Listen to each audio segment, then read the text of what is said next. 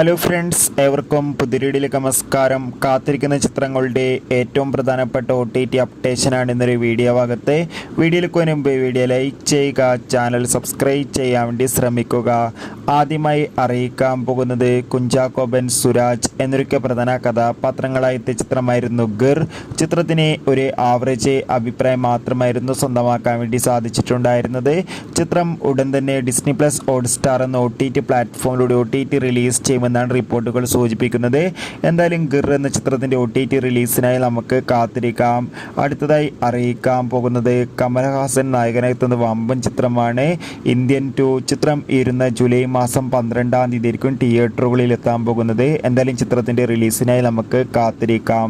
വിജയ് സേതുപതി നായകനെത്തിയ തമിഴ് ചിത്രമായിരുന്നു മഹാരാജ.